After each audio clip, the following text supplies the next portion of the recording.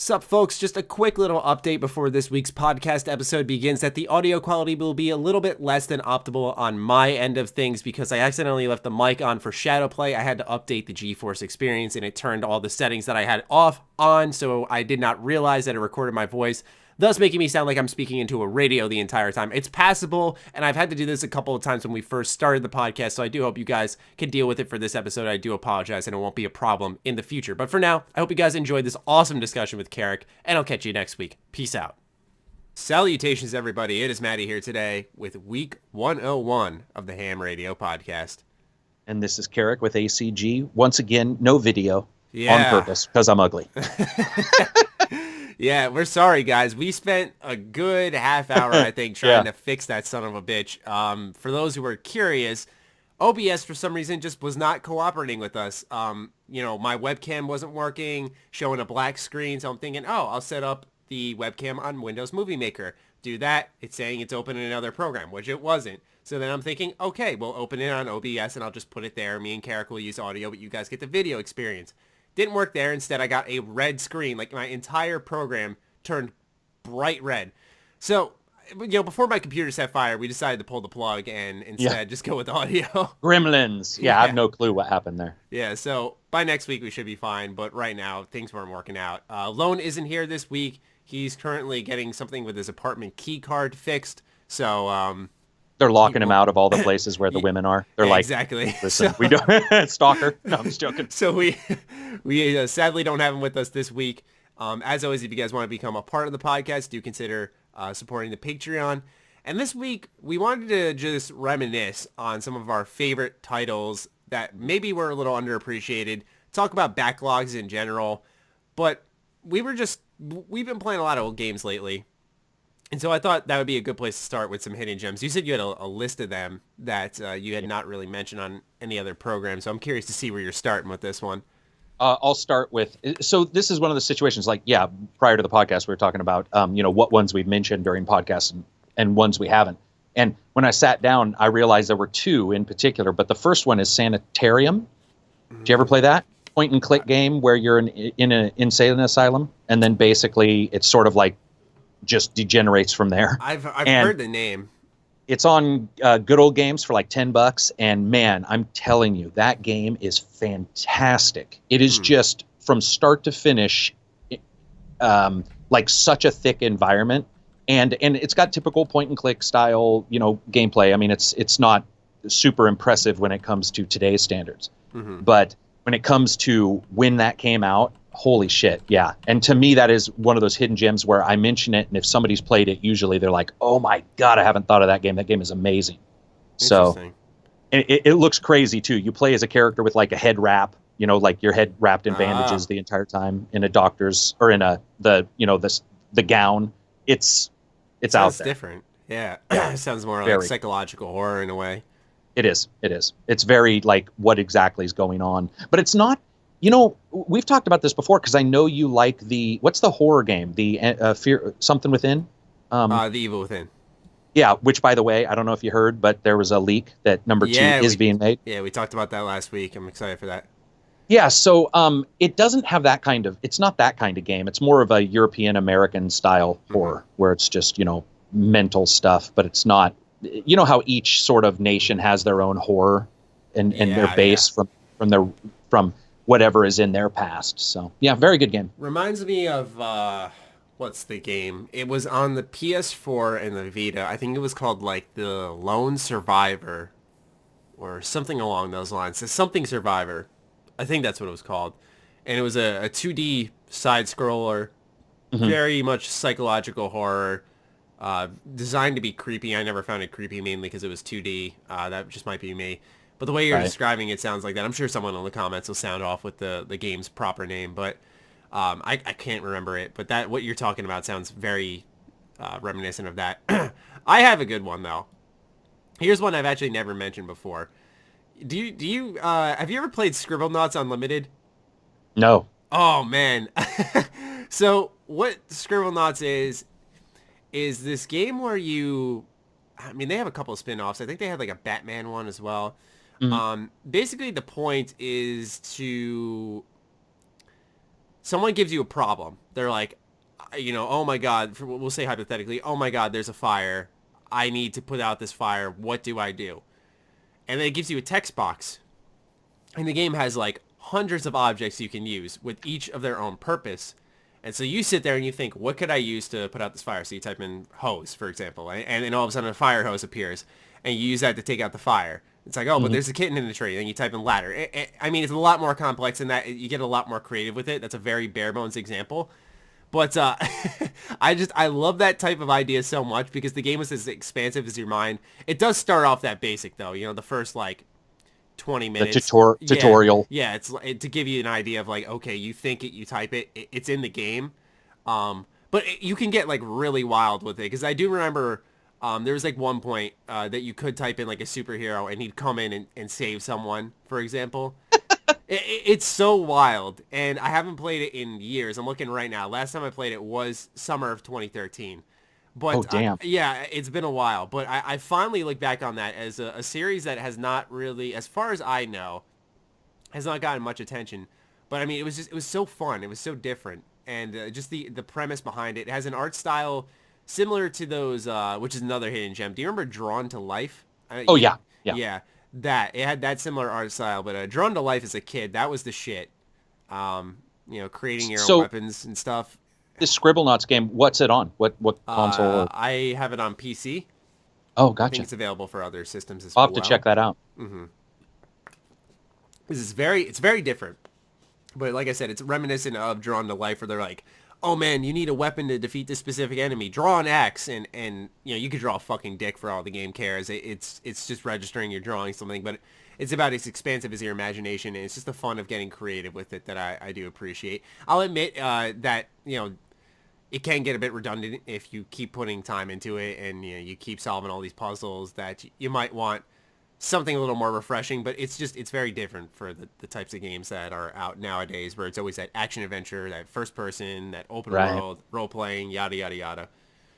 Yeah, you can sort of feel the sameness sometimes. Yeah, there's definitely, that's the thing. That's why I wanted to talk about this week, is because I don't know about you. I get this open world fatigue sometime. It seems like every game is trying to be open world RPG. I agree. Yeah. Game. Yeah. And even, and I'll get into this game in a little bit, but even Token 2, I've been playing that, and even that's an open world game now. It's a Monster Hunter game, for God's sakes. And it's quote, open world. Really all it is making subsections of its entire world into levels, and you go and hunt in those areas. It makes for a more diversified experience, but point being is that it gets so repetitive. It's like I always compare it to when Call of Duty was just constantly doing World War II shooters, and then Medal of Honor stepped in. It's like everyone's Medal of Duty. Yeah, everyone's doing these fucking World War shooters. It's like, we need something new. And it's like, I get why developers are doing open world games, because you got more technology, you can make the broader game. But sometimes I bring in a question, is broader better? I think BioWare is a good example of that. They started making less focused titles, and I think they lost a lot of their hardcore fans because of it. I'm not referring to Andromeda, by the way, people, because I'm not done with it as we record this on Friday.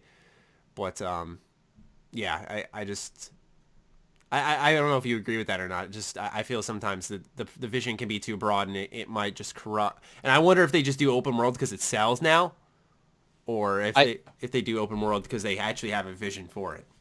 Yeah, no, I mean, I think it's both, in all honesty. But I think past focus is sort of future vision. So in the past, if the focus has been open world and you've seen some successes, then your future possibilities when you sit down with the development team and start talking about creating a game is going to hinge on your own experiences, the things that you've liked, disliked, whatever. And there's a higher chance of talking about open world now than there was in the past. Mm-hmm. And that's, of course, like you said, hardware-wise, and ability and power-wise, we are at a level where we can see some of these things. And talking to the developers that I do, one of the things they always mention is the memory size is much larger here.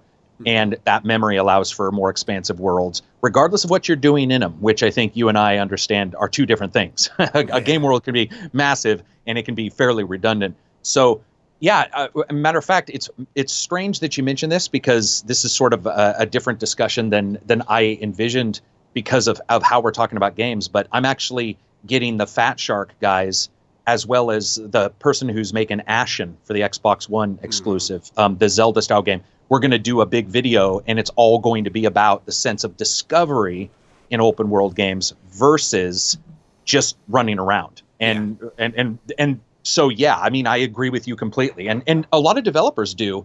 It's just, and then that hinges on what sells. So like, even if they know all this and they see the same pitfalls you and I do, it sells, comes up in the discussion as well. Yeah, because I agree with that. That sense of discovery, it differs in lots of titles where you'll have Bethesda Game Studios type discovery where you'll see that little thing in the distance, you'll see a marker on your map, you know, and each marker is usually generally distinct from one another, where you'll be like, oh man, that's a cave, you know, what could be in there? Is there treasure, whatever? And that sense of discovery, I think I've always found Bethesda Game Studios type of open world creation. I've always found it the most compelling. The one that's actually rivaled it the most in recent memory has been Horizon Zero Dawn. You know, they had a different type of discovery though. It was just that world, that universe to me is so fascinating. It's so familiar yet different that I would see a large construct or a camp and I just wanted to explore it because it looked cool, not because I was thinking of like what I could get out of it as a player. And so I appreciate that type of discovery, which I think could relate to another recent example is Breath of the Wild. I know that is very based off of like player reward and all that type of stuff. But a lot of times I find myself really enjoying the game because, you know, we actually haven't really talked about this game that much, you and I. I told you how I was like, dude, I love the side content in this game. And you were like, what? How? And for me, it was that moment I saw this cool looking this, you know, snow-peaked mountain. I was thinking like, I wonder what's up top. You know, I just thought of Skyrim. I was like, there's always something at the top of the mountain. And so, you know, I go through this brutal journey trying to survive the cold, creating fires, you know, making a torch, and hiking my way up to the top of this mountain and finding that there's a shrine up here. And this shrine is guarded by this snake-like dragon creature. I'm sure there's a specific Zelda name for it. Right. And then it turns into this, like, awestruck boss fight where, you know, he didn't have a health bar or anything, but he was, like, poisoned by the Calamity Ganon or whatever. And to free him, I had to destroy the Calamity Ganon on him. So I'm taking out my bow and I'm shooting him, and he flies away. So I'm at the top of the mountain. So the game almost built the world space so intelligently where now I had to soar down the mountain, and I landed on almost another mountain peak, and I started shooting all of them off from him there, especially because the game has the mechanic where when you're in midair, it's a slow-mo shot. So, like, it was just this really unique and dynamic moment. So there's also that sense of discovery that I really appreciate, where you can see the forethought that, like, okay, they're going to encounter this dragon, they're going to get into a fight, they're going to chase it down. So I'm literally flying extreme distances across this wide open space to take this thing down, and when you finally free it, it unlocks a dungeon which gives you a secret weapon as well as like of course the Heartstone and stuff. So for me, that type of discovery is also really cool, where it's just about wandering, which I think you could tie the last two examples I gave together. Yeah, I mean, and also when you look at games like this, like for example, we both like Skyrim, most Bethesda games. We both like Zelda to varying degrees, and other open world titles. What you always find out when you talk to developers is what matters is, you know, really depth and detail for your end result. So for example, a Skyrim game has many small areas that you go to and you encounter something and you move on, right? There's just hundreds of icons. And then a Zelda may have you travel this arduous journey, and then you have a very complex situation at the end. And so those are the two different types that you have. And then you have everything in between. And so it becomes about like, how does the game set up the journey, and how does it reward you? And that sort of becomes the overall theme of the game, and how it handles open world, because in a way, Horizon's between the two. And what's funny to me is if you were to write down how Zelda delivers its open world, Grand Theft Auto, Horizon, and BioWare, I could tell you without a shadow of a doubt what game you were talking about, even if you just wrote it in generic explanations. I mean, if you look at BioWare, every fucking game is a hub world style. Yeah. Every game from BioWare, it is it's not only their DNA, it's past that. It's their soul. That is just their shit now. And so you have that, right? But then you have Zelda, which is a completely different style. And then you have Horizon, which is a different style. And you have a GTA game, which is a different style. And they all handle it differently. But I think, like, for you, I could tell you were going to like Zelda, pretty much from the moment they started talking about the game. I was like, okay, he'll like it regardless. There might be some issues here and there. But I think that's because you also are a big fan of those RPGs as well. And sometimes I think that you're a little bit more of a fan of JRPGs than I am. And so probably. And so I think that Zelda slants slightly towards that as well, in specific instances. And yeah, I mean, those are all good examples of like really unique open worlds that are all different. But I think what happens when you talked about fatigue is that the fatigue for me is familiarity. They both start with F, and so does fuck. And that's what I was telling somebody in a prior podcast. I'm like, at some point I'm playing an open world game and I say fuck out loud. Like, fuck, I know exactly what's coming. I know exactly what's around this corner. Yeah. And luckily we have some devs who are trying some different stuff. I think Dark Souls has helped because difficulty does adjust games. And I think Zelda, with its slightly harder difficulty as well, that'll be a little refreshing, 3D platforming. Because I think why BioWare takes that hub route is because it's broad in idea. You can make these bigger planets, but BioWare is best when they focus down. And even that applies in Andromeda. It's almost depressing where, like, when they sit down and say, you know what, we're going to tell you a fucking story here. You are not allowed to leave this area. We're going to do this. It gets so much better. And then they let you go. And it becomes open, and there's a lot of little objectives here and there. But yeah, my other issue, though, is that every game nowadays is a quote RPG. And I've realized that term has become, in my opinion... it's watered down. I was just about to say that. So fucking watered down. It's like, if it's got a skill set, if it's got, you can increase your strength, it's an RPG. It's like, I look at now... I think The Witcher is a good example with choice and consequence as a AAA game. But I mainly look at Divinity Original Sin as a... because I haven't played Pillars of Eternity or... Tyranny, yeah. I haven't played those games yet to really weigh in on them. But for my personal experience, Divinity Original Sin is like my idea of an RPG. Like, you can make choices. They have consequence. You can be good or bad. You can build your character in many ways. Role-playing is truly a thing where you can really get into who your character is.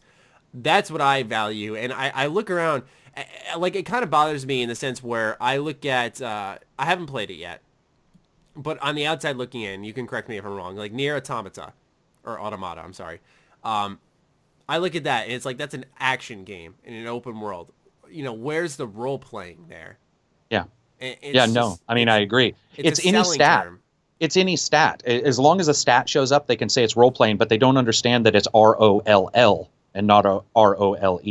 And that's the type of role that's occurring and it does, for some of us, like you and me, it pushes us slightly away. But it's funny you mentioned Divinity Original Sin, because while I liked that, one of my hidden gems is Divine Divinity, which is the original. And Divine Divinity, holy shit, it easily my favorite of the Diablo style, like, RPG action slash. Like, last time I looked at how they titled it, there was like 85 words for this one style of game. Like, the genre has become so like large when it's explained. But Divinity Original Sin is great, and I love it, and I think that it's really shown what you can do when you sequelize correctly and you understand how to move forward. But man, Divine Divinity for me, total hidden gem. Like, if somebody it doesn't play like the older ones. It's not strategy focused. It's more of a beat 'em up. It's more of Diablo. Oh wow, it is Diablo. I never expected that series roots to be that. Sacred play came around the same time, the original Sacred, and that series is transformed. Oh, dude, people got so mad at me because I was like, the new ones, I'm all, it's not really attracting me like the original. Divinity Original Sin is still somewhat connected. But there's less role playing in Divine Divinity. It's a little bit more Diablo style. And then in Divinity Original Sin, we had more of that RPG and so it can go both ways. New games don't necessarily mean they're going to be better or have more, because, it just depends on what people are making. But yeah, Divine Divinity, if somebody ever has $10, fuck. That game, it's fantastic, man. I mean, it's ludicrous how good that game is. It's also one of the first games I've ever played where they give you teleport stones. So like you put a stone down and then you put a stone somewhere else and you can teleport between the two, right? Mm-hmm. But what is crazy is it doesn't give you a warning if like you've left one behind. So one time I only had one teleport stone. So the entire way I played changed because I couldn't use the teleport stone to get out of dungeons anymore, because it would go from dungeon to dungeon. So I'd left it in an old dungeon that was like the level 11, where you're like, fuck, I don't want to have to fight all these tough guys just to get this teleport stone. But if I put the teleport stone anywhere else in the game world and use it, boom, I'm in the hard part of the dungeon. Mm-hmm. And it was sort of it was hands off. It was like, Merry Christmas, motherfucker. You better prepare yourself. And well, that's what I value in Divinity Original Sin. While we're talking about that, is just as you said, I like in a game when they let me just make my mistake and go back and right. redo it. If I die, it's okay. If I fuck up, it's okay. That's how you learn. Not if you just guide me through and have me perfectionist run the whole fucking game in one try. It's good to mess up and try again.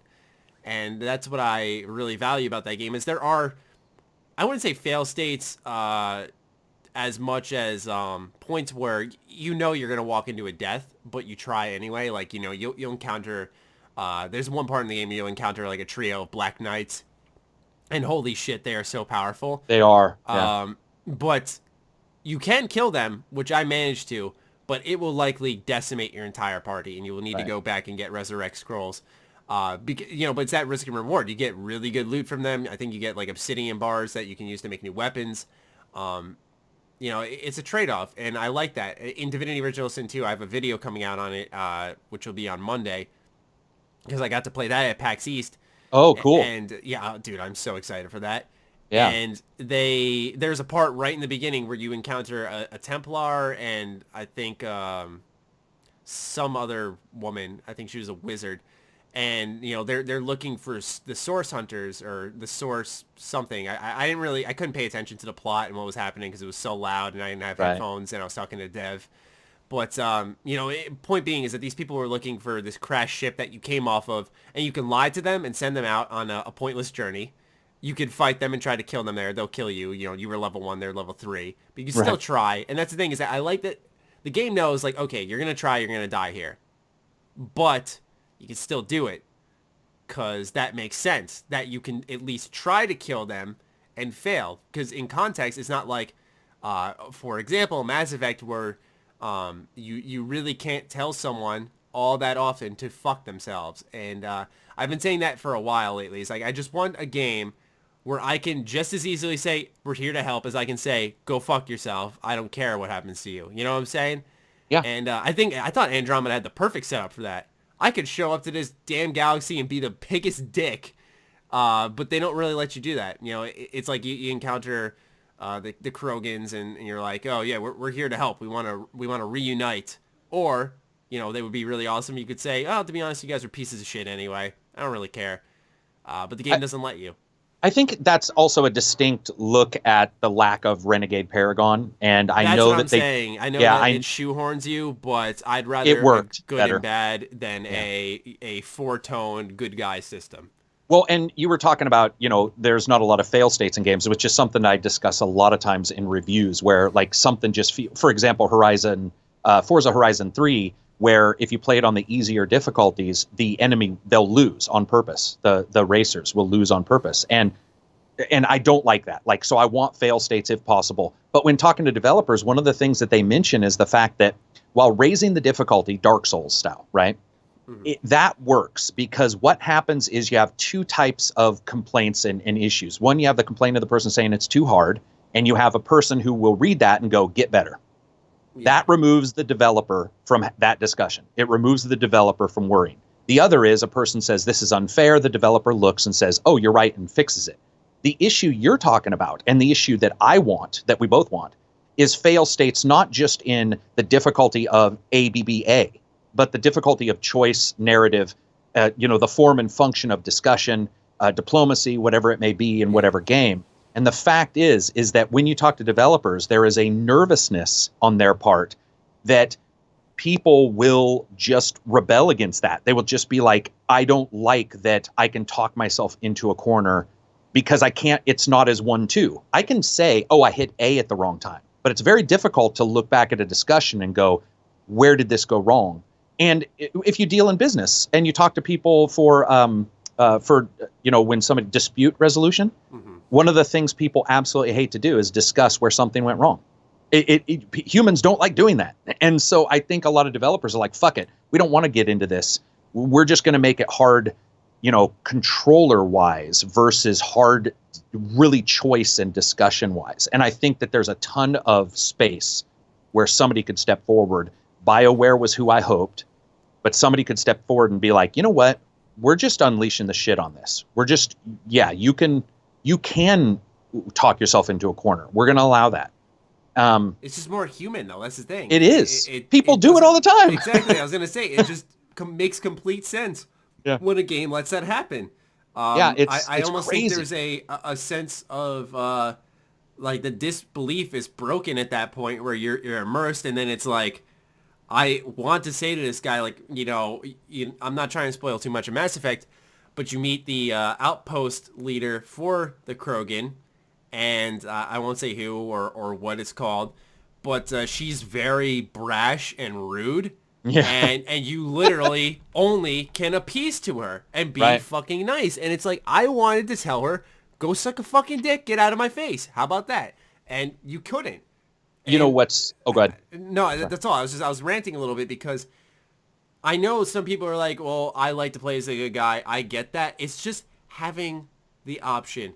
I think there's also a point that, and this is a small percentage, but I think all of us at one point in time have done a role-playing game together with a friend in a room, and you're just yucking it up as you make the worst possible decisions for every moment. Oh, dude, yeah. And those are some of the best moments when you're gaming. They are the best. They are the best, they're without funny. A shadow of a doubt.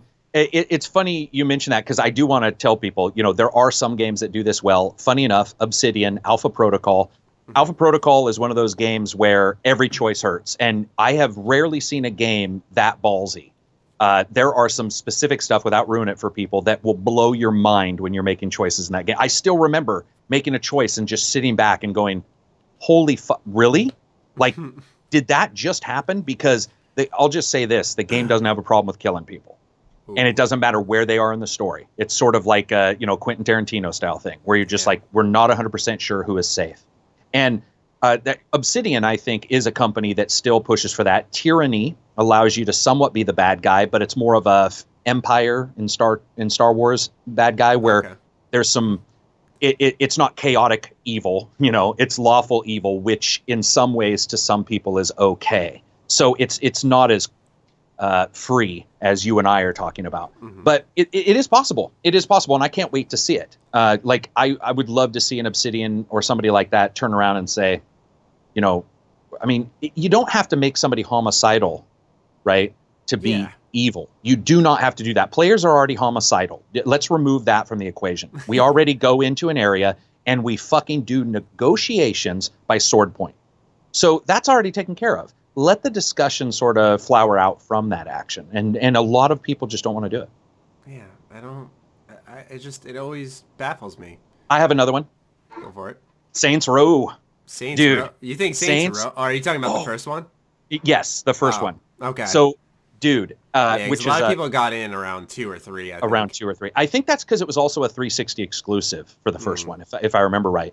But, dude, Saints Row, man, so, GTA is great and everything. And so you have this game that comes along and people are like, it's going to be a copy, which it was. Don't get me wrong. Yeah, it was.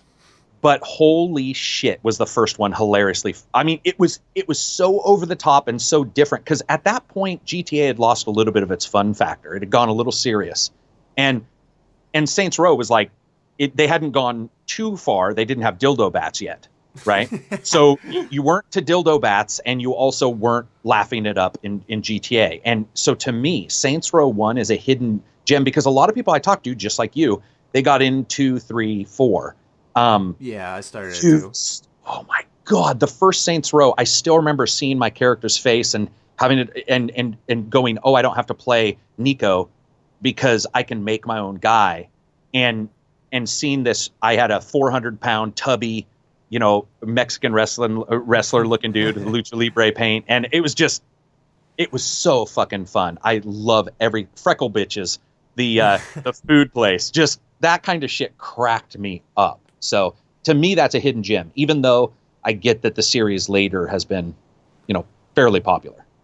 Yeah, I mean, I've liked how the series has evolved personally, because I think they literally took the feedback to heart in probably the best way possible. Like, oh, you're a GTA clone. They're like, hold my beer. Hold on, I got something for you. Exactly. And they make you a fucking superhero with the dildo bat, as you said. You're the president of the United States. The zombie, if you pick the zombie voice in 4, sorry for interrupting, I just have to say this. If you pick the zombie voice in 4, he will sing to the radio as a zombie. So you'll be driving and it'll be all, and I mean, I'm fucking sitting there just, and I'm not saying the game's amazing, but I'm sitting there just laughing my ass off going, who would have thought of doing that? Yeah, like, exactly. You got to think of like the round table discussion. Like, okay, let's put a zombie voice in. What? Yeah, exactly. Let's make him sing while he's listening to radio. Wait, you just stroked genius right there. Hold on. Yeah, it's great. So yeah, for me, definitely sort of a hidden gem. Well, while we're talking about crime shooters in an open world that are hidden gems, mine would be Sleeping Dogs, for sure. Right. I have been telling people since the day that game came out, play the fucking game. I mean, the way the series ended up is a damn shame because it went to an MMO, Triad Wars. It did not do well at all. Weird. Yeah, very weird design decision because the series wasn't popular enough to really get the support for an MMO. And then the developer United Front Games went under. So the chances of that series continuing are pretty low right now. But the first one, it's not even, it showed potential. It was a damn good game as far as I'm concerned. And I think a lot of people agreed. It was the first crime open world game. I'd even go to the length of saying, like, outside of GTA 5, it's the first one I really gave a shit about. That told a compelling story. It had well-written characters. Oh my god, the voice acting in that game was so good. It was in a different location compared to other open world games that had that true crime look to it. I think it was supposed to be true crime or something like that. It was, because actually True Crime's on my list of hidden gems, because True Crime's before that. But yes, it was supposed to be a true crime, and then weird shit happened, and it turned into a better game, obviously. Yeah, I was going to say, it worked out. Yeah, definitely. Because, Sleeping Dogs just... It's very different, because for those who haven't played it, it's not just the third-person shooting. It's a lot of kung fu combat. It's really brutal because the big focus of their combat is environmental kills. So you'll shove someone's fucking head in an air conditioning unit, or you'll literally open the car door, kick their head in, and slam the car door a solid 5 times, throwing someone in the phone booth, hitting them with the phone, kicking them in the chest while they're in there.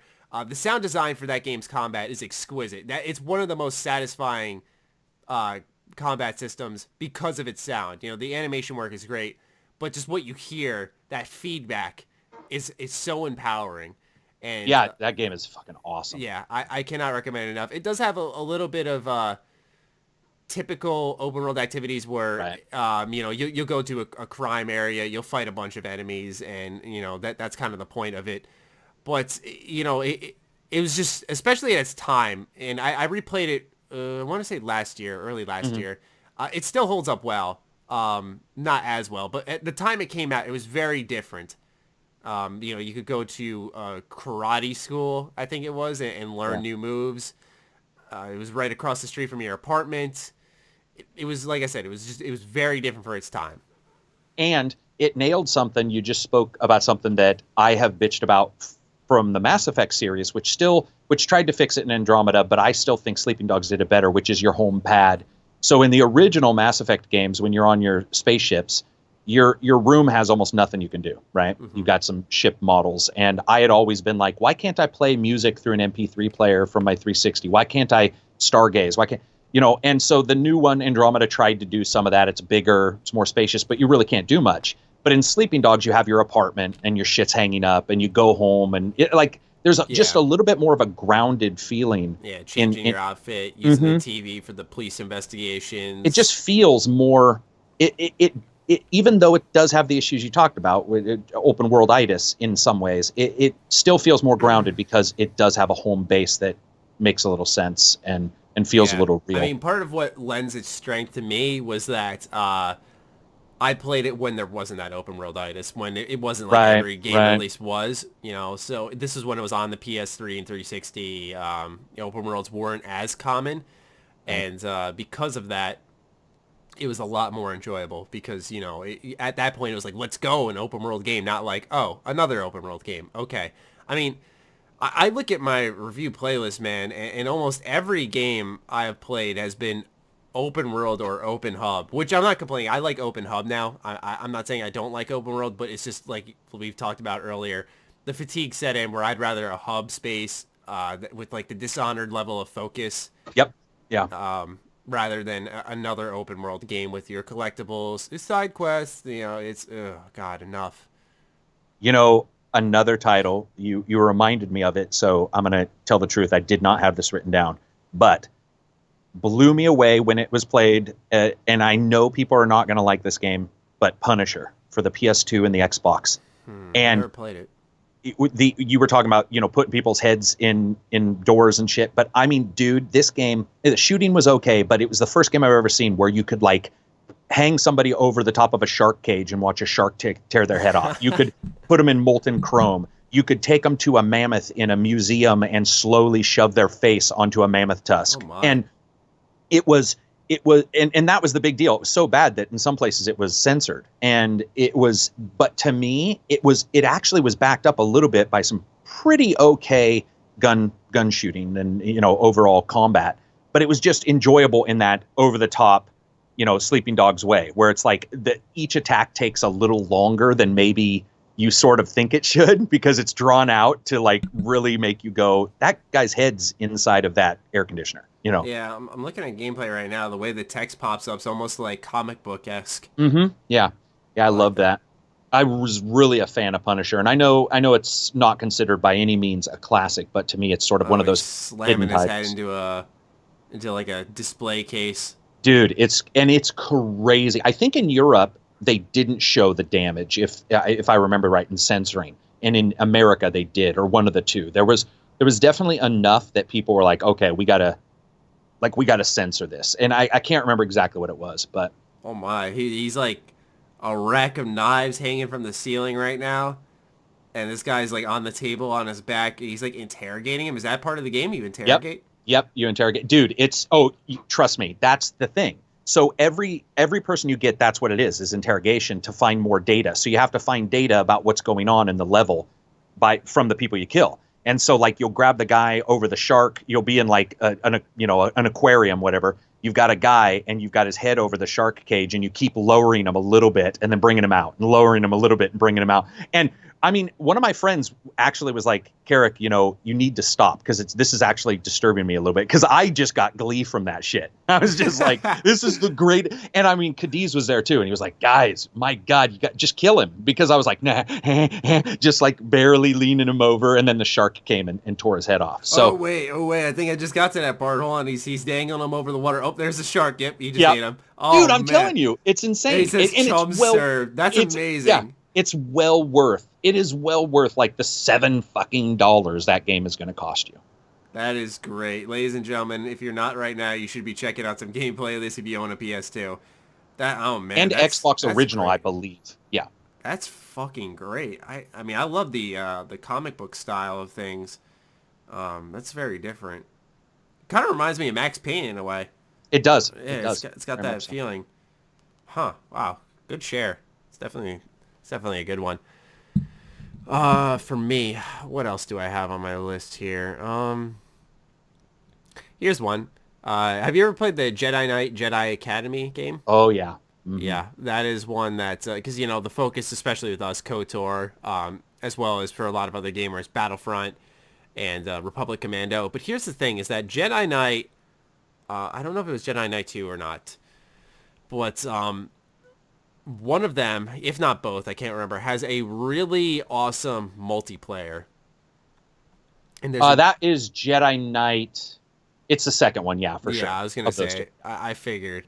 And I think the second one has a very dedicated fan base that still plays, still modding it too, yeah. And it is awesome to watch because they are some of the most intense lightsaber fights that you see in like episode 3. You know, lots of flips, lots of just flinging around the lightsaber, limbs coming off and stuff. And I appreciate that game so much because at the time, what I always look for in Star Wars, that I don't as much now because it's arguably my favorite franchise of any out there.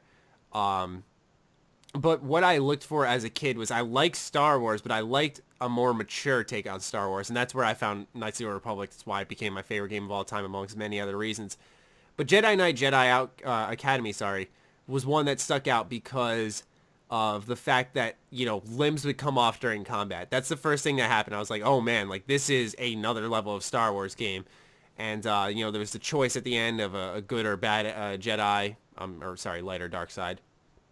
As well as, you know, a different type of platforming that you could do because you could unlock like a Jedi jump that would let you float longer distances to unlock secret areas. Mm-hmm. And you could also still not just play like with the lightsaber and cut people's limbs off, but you could also just use your guns. And each gun had like a primary and alternate fire, which you could draw a relationship to from like Resistance 3 in a way where like the guns played two completely different ways based off the way you played the game and how you use the alt and normal fire. And that's one game that I think amongst the Star Wars catalog doesn't get enough attention, along with the lines of like Empire at War. That's another one that strategy one. My God, I forgot all about that game. Holy shit, you just brought back some memories. Yeah. Yeah, that game is actually really good, and I think it just didn't speak to people like I thought it was going to. But for me, I really liked it. Yeah, but Jedi Knight, Jedi Academy, that's definitely one. I like how the second one picks up, but the levels in the second one can be pretty annoying. I mean, I could go through a bunch. I could make literally a fucking like 20-minute video on every underrated Star Wars game and why someone needs to play it. Oh yeah, for sure.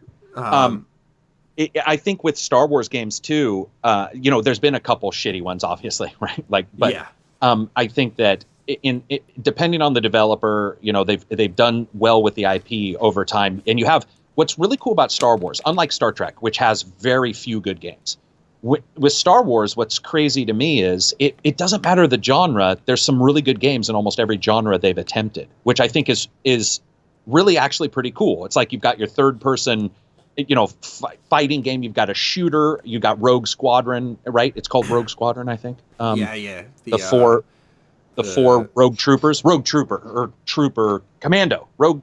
Oh, Republic Commando? Republic Commando. Fucking A. No, I thought you were talking about Jedi Starfighter for a sec when you said Rogue Squadron. Yeah, no, sorry. So you've got that, which is a first-person shooter. You've got, you know, the one you just spoke of, which is an RTS. And I think there's sort of something to say about the strength of like people caring about that IP. I mean, it's like any genre. There's one or two bad ones, but and then. I have one that, so no one's going to care because this game was sort of panned. It's from Rocksteady, and it's called Urban Chaos Riot Response. And this game, we're talking averaging 7s. It's got a 6. I'm looking at it, 8.5 from GameZone. It's Xbox One, Xbox Original, and PS2. And basically what it is you are a special part of a unit that goes out and stops like rioting and stuff, you know, stops like, but bad guys, not now, but you know, like people with guns and crime. And one of the first things that the game gives you is a ballistic shield. And it's the first time, and it's with you almost all the time. It's clear. And as shots hit, it has sound design that I just can't easily describe. It's the best sound design I think I've ever heard in a game. And when shots hit that fucking thing, it sounds like shots hitting a riot response shield. Like it is. And in it, when you kill main guys, everything goes to slow motion. And because it's R-rated as a game, you have guys who are like on fire, flying out of a building going, fuck you. And it's so over the top. You have like stun guns that can burn people if you hold the stun gun on too long. That's funny. Yeah, it is. If anybody has a chance, super cheap game. It reminds me of the game. Have you heard of the game? I think it's just called SWAT.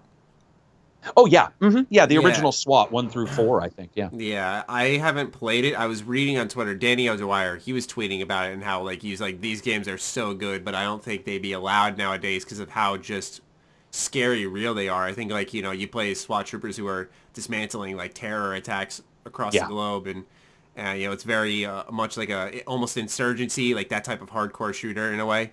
Yeah, yeah, for And sure. They were very good games, though. yeah, I was gonna say I've heard they're really good games, and so it's had me curious, and just the way you were describing that one, Urban Control or whatever it was called. It's called Chaos Urban Response, and Chaos Urban Response. and it's Rocksteady, That's the who's thing. known Yeah, for good games. Yeah, they're the Batman guys, so Yeah. that's something different. Maybe that's where they got some of their darker storytelling from. Oh, dude, it's insane. So basically, I'm just reading it. It says, gang members are armed with cleavers, Molotov bombs, firearms. They're attacking civilians, paramedics, firefighters, and police officers, and it's up to you to stop him and to stop them. And it is just, it's one of those games that came out of nowhere. Like, I remember getting it on the Xbox, and I turned it on. I was like, we'll see how this goes. And I get that there were some issues with it, but as a shooter and just crazy over the topness, it's fucking awesome. Yeah, I'm looking at gameplay right now. This looks pretty smooth.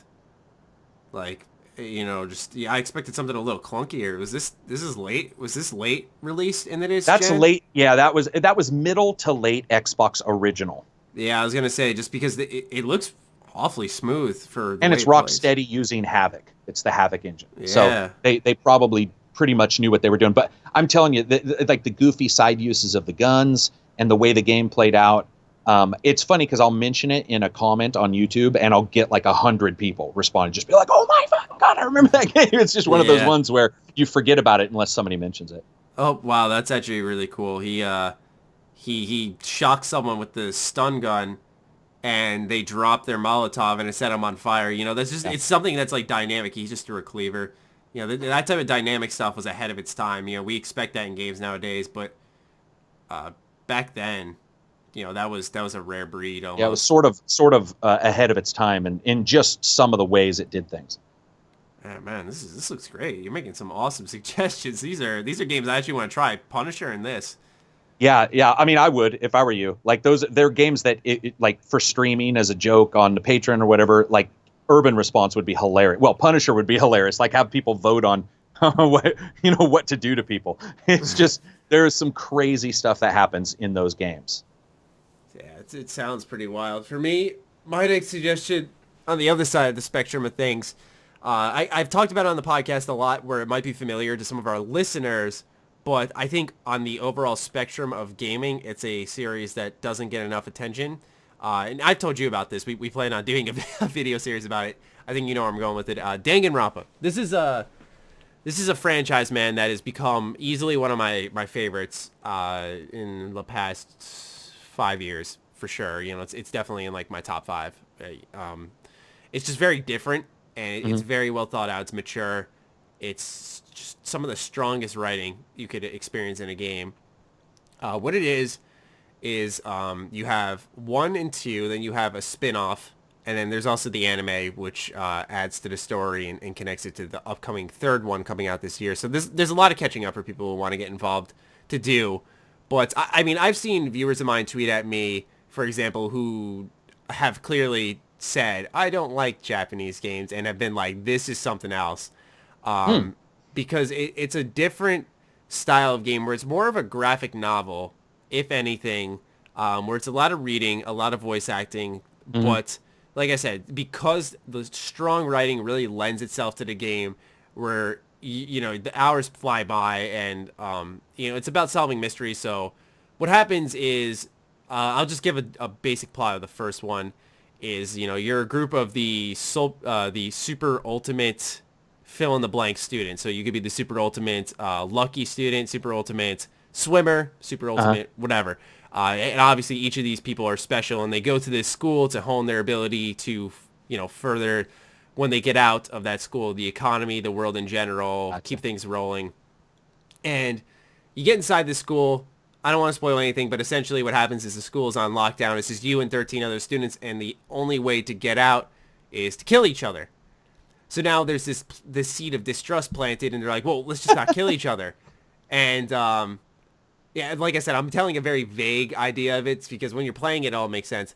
But then there's like motives planted to kill one another, and obviously someone dies, and that keeps happening. And it's like it's one of those games where I have to admit, like while I'm playing and I'm thinking like, why don't they just not kill each other and then you can solve the problem here? But there's always that motive planted where someone needs to get out, and the game explains it so well. And it's that almost Persona tug of war where you're like, I Right. want to get to know this character, but when you get to know the wrong person, they end up being a killer, and you're like, you're not who I thought you were. Or you get to know someone that you really like, and they die. So it's got that gameplay loop to it, which is really a heart crusher. On top of like solving mysteries in a Ace Attorney style way, where you're compiling evidence, pointing fingers. Maybe you accuse the wrong person. There's no like branching story paths, so don't get me wrong. That would be very interesting for that game, though. I always hope that they did that. But like I said, it's very different. Don't get me wrong, it's very Japanese. So I know people out there who don't like Japanese style games probably won't appreciate Danganronpa. But it's a lot like how I feel when I play Persona 4 and 3, just Persona in general, where it's that series that when I pick up, I don't want it to end because it's so good. It's so engaging in so many different levels through its gameplay, its story, the music, the voice acting. It's just a complete experience, and it's one that I can't recommend enough. It's not just a Vita game. It's it's obvious its popularity is growing because now it's on PC, then it's on PS4 now, and then the new Danganronpa V3 is coming to PS4 and PC as well as the Vita. So it's obvious more and more people are playing this series. Why? What got you more. into it? Yeah, that's a good question. I have a natural curiosity. I think that's why I fell in love with like JRPGs, is because I have that natural curiosity. I'll see something and go, that looks odd, but I don't want to run away from it. I become curious. I want to look into it. I want to play it. So I've followed Colin Moriarty, who formerly at Kinda Funny, now doing his own thing. Yeah. I followed him for years, and I value his opinion a lot. He has a similar taste in games as I do, and he just kept casually at times bringing up Danganronpa, how he's looking forward to it, and then he reviewed it. He gave it an 8.5, the first one, I think. And I was like, all right, that sounds good enough where I can try this. This is back when I think the media was a lot more of a trustworthy source, especially, like I said, from him. He was one I really admired and still follow to this day. But I tried it out, and I was absolutely in love with it because I was just curious about it. I was like, I don't know much about this. I hear that, people you could really like in a game can die. And I always like that, like you said, Quentin Tarantino kind of vibe to my games where like, you don't know who can die. And much like you mentioned earlier, I mean, this game isn't afraid to kill characters that you love. It's not like they just cop out and take out like the pointless characters. There's only one point they really do that, and that's in the like first episode of the anime in the Hope arc, I think it was called. But, it's just, that's how I got into that franchise. And the same can be said for Persona and a lot of my favorite franchises. That's how I've always found something I liked or success is I've always experimented. I've always seen something and been like, why not? And so I dive right into it. And that's how I found Danganronpa. Just, I heard it a couple times in passing. He made a review, and I decided to pick it up. Huh. Yeah, I mean, that's what's cool is like somebody randomly, will mention something, especially like you said, it was casual mentions, and pretty soon there's enough casual mentions to you're like, I wonder, if this is worth picking up. And then you go do, and you sort of find like, in many ways, I've found that those are where the surprises really do hit. That's the beauty of Twitter is that while it has some negatives, you'll see a lot of people just talking up a game, saying why it's so good. And you'll say, you know what, I want to try this out. And you'll pick it up just based off word of mouth. You won't see anything. You can see anything gameplay-wise. Right. And it'll turn out to be something you really enjoy. That's how I was with For Honor. I wasn't going to buy it. I know you don't like it, but I wasn't going to buy it. I saw a lot of people really enjoying it. And I thought, you know what, I was curious about it. Let's try it. And I ended up liking it a lot. I think with For Honor, I'm more ambivalent, Like, it's not necessarily a dislike or a like. It's just, and what's funny is that's something that I used to talk about. I worked at a place with a lot of historians, and we would talk for hours about what if the samurai ended up meeting Vikings? Like, who would win? Who would win? And we would talk for hours about, different technologies and different abilities. And for some reason, yeah, that one didn't hit. But all of this talking has reminded me of one title that I have to mention. And I don't even know if this is a hidden. Have you heard of Freelancer? Chris No. Roberts, the guy who's making Star Citizen. So No. Freelancer is an open galaxy style game. Basically, you're a spaceship owner. There's, 50, 60 spaceships you can own. And you go about doing different jobs all the while, furthering the main story. And then the reason why, to me, I think it's a personal gem. Number one, huge still occurring mod community, almost like the Star Wars game you mentioned. Okay. And then additionally, the mods have increased the graphics, have increased the textures, added starships. So like I have a mod, it's called, I have Crossfire and Discovery, and I think they add like 80 to 150 new ships that you can buy as you game. And then there's like, I can't remember how many planets, probably 80 to 100 planets that you can go to. And it's one of those games where like you buy fucking water from one planet and deliver it somewhere else, but it's got a living economy that changes. And cool. It's just absolutely what I think I'm hoping Star Citizen explodes on, because it's the same designer. In fact, most people who backed Star Citizen originally were old Freelancer fans when that first came out. So to me, and it was the only game I've ever seen that uses a 90210 original series actor for the voice actor. Ian Zerling, guy who played Steve, tall blonde guy. He did the voiceover, and he actually did a really good job as the main protagonist. So cool. Yeah, fucking love that game. You have any more? I was just thinking, I have a couple more, but I was just thinking of it's just a random thought. When you were talking about how like, oh, what if the Vikings won? What was that TV show? Deadliest Warrior. There it is. Yeah. Yeah. Couldn't think of it for the life. Got every episode on my computer. I used to watch that show so much as a kid. What would happen if a Navy SEAL went up against a samurai? Yeah. Well, the samurai would explode from the C4. Let's analyze their arsenal. We got frag grenades here, and then we got shuriken. It's like you got a Walmart Ninja Star versus a fucking explosive that'd blow a goddamn semi-trailer in half. And they're like, who would win? Well, I'm telling you, we pretty much know right away. Yeah. Another hidden gem I wanted to recommend. I wouldn't really call it hidden. It's just a series that I think has been long forgotten. Is Ninja Gaiden. Oh God, yeah. That's one that's really. I mean, it's just gone downhill because no one really liked 3, and then they did Yaiba Ninja Gaiden Z or whatever, and that was bad too. Apparently, I never played that one, but I mean, I don't know why. It brings up the question of why certain formulas work, and developers decide to change them when they are working. Ninja Gaiden was a formula working, and then 3. I didn't even play it. I just saw it was getting, ironically, 3s across the board. And so I was like, I'm not going to touch that game. But it makes you wonder what they change from a game that 1 and 2, critically acclaimed. What do you do to 3 and then Yaiba to bring such a drastic change to a series that, had masterful difficulty, but awesome fast-paced action? I just don't...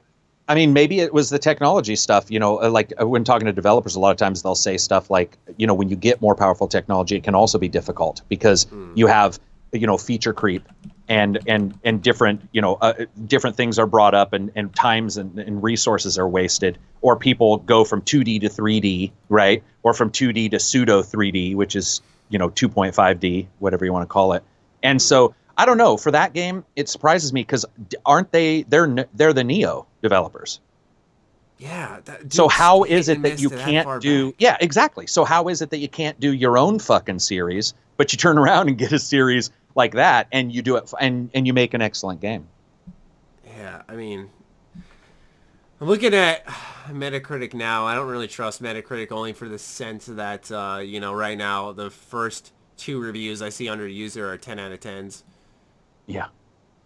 When Ryu isn't running his mouth, he's cutting shit up, and it's glorious coming off working on reviews of multiple Japanese RPGs.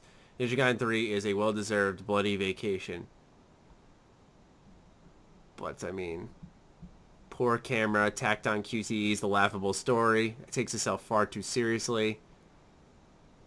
Origins of a fast, new, exciting system buried underneath all the mess. And the gorgeous animations and zippy takedowns provide an immediate buzz, yet its problems vastly outweigh the positives. And it's hard to come away feeling anything other than disappointed. This is supposed to be a bold new beginning for the series, but ultimately 3 feels like a false start. It's hilarious is that, yeah, it's a bold new beginning, but yet they dropped it right after one failure. Yeah, I mean, it is weird that you see that developer turning around, and sometimes it could be a freshness. Is it where the developers just aren't feeling that game world anymore? Are they not feeling, are they not motivated to make that? Because you do have to have some passion. And, maybe with Neo, they were like, hey, this is what we want to do versus the Ninja Gaidens, which were awesome and then weren't. It was. This one had multiplayer, too.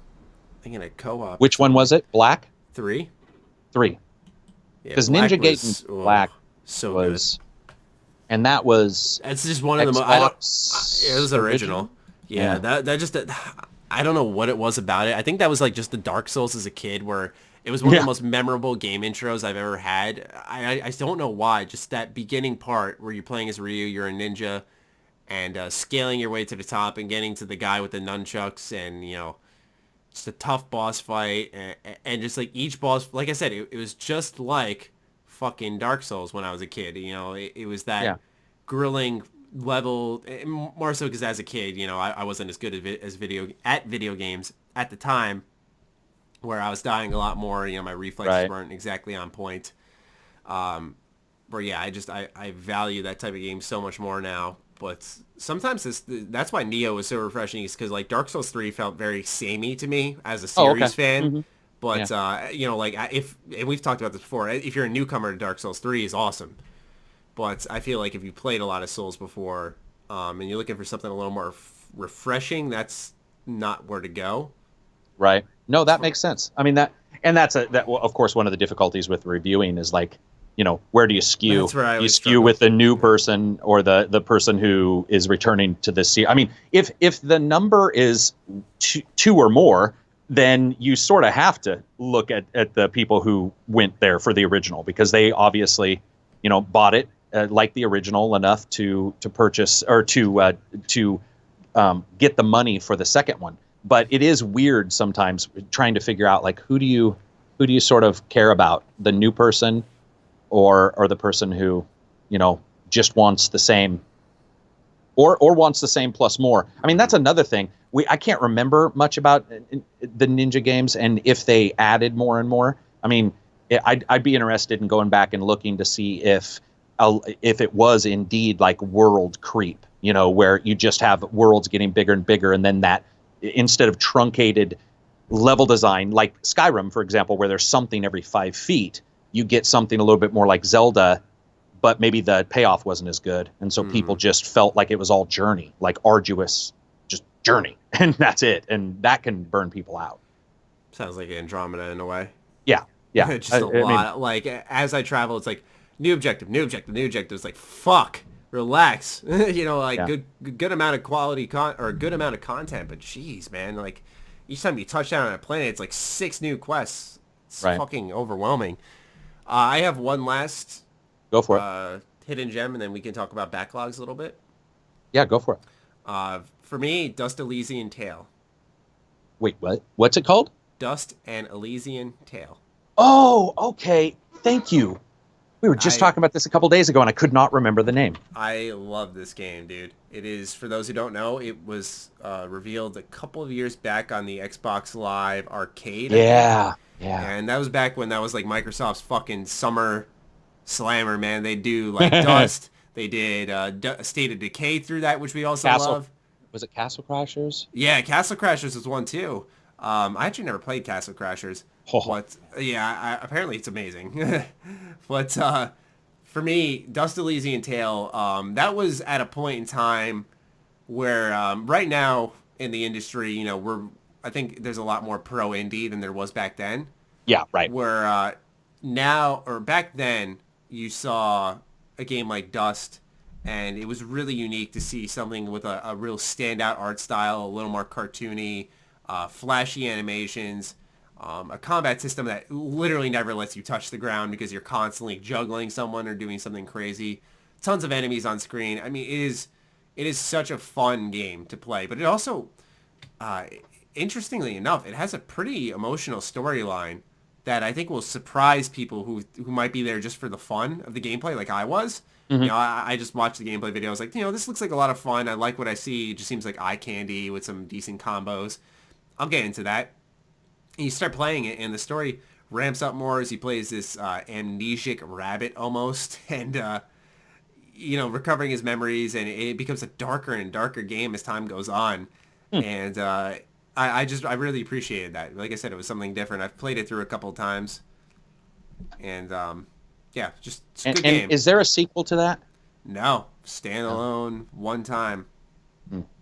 Yeah, I mean, looking at it, it reminds me, obviously, just color-wise, Ori and the Blind Forest. Yeah.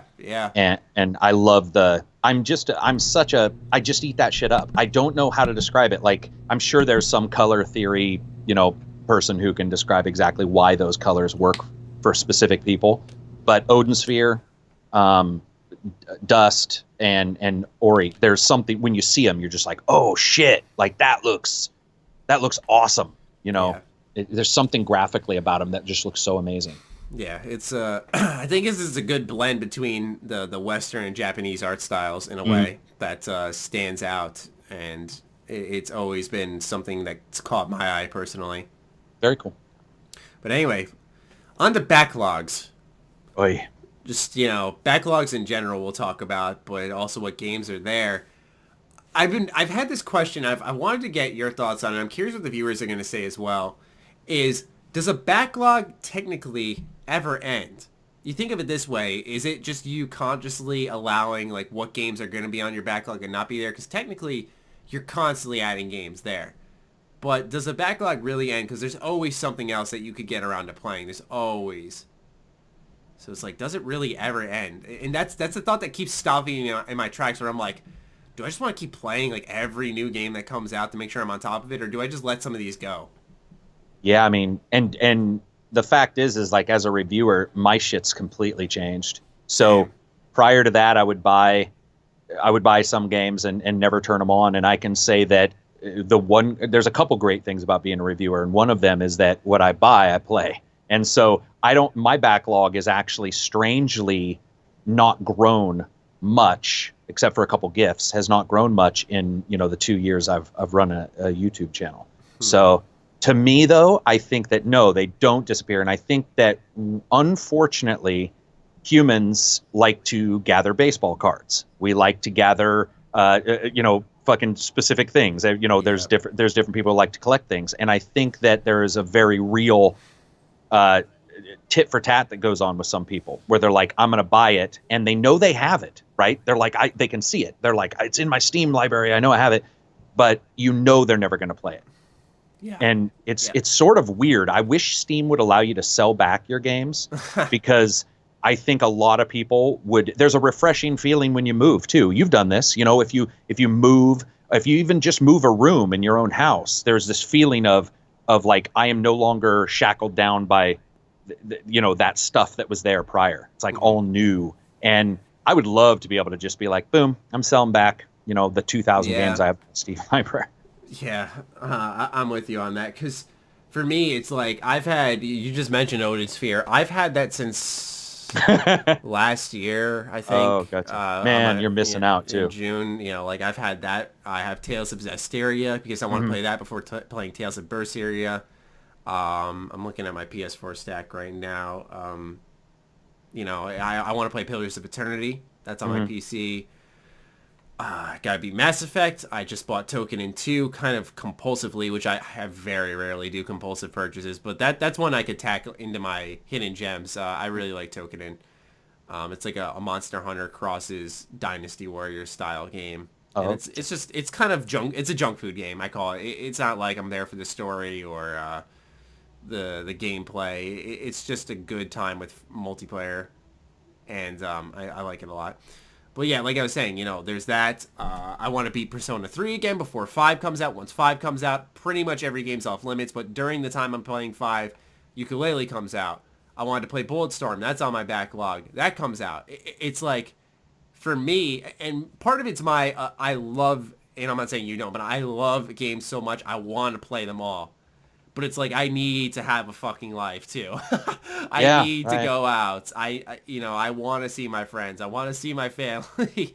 But there's so many great games to play. It's almost a good problem they have. But I just look at them and I want to play all of them. Especially the one that's caught my eyes for weeks is Tales of Zestiria. I want to play that so bad. But each time I start up a new game, I'm on a tangent right now.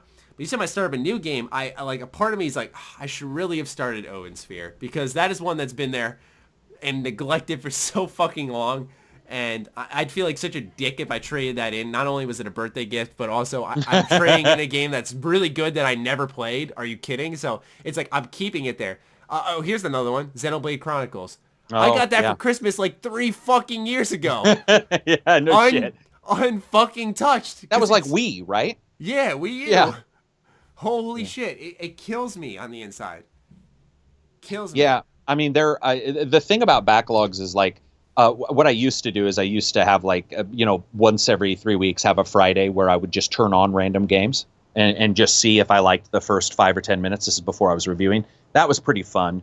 And I found some games. I'm going to be honest, and I can't believe I'm saying this. A lot of people are like probably going to stop watching the show, but I absolutely turned out to be a huge fan of Minecraft. And it's weird because for 3 years, one of my friends was like, dude, you got to play this game. And I'm like, it's fucking digging.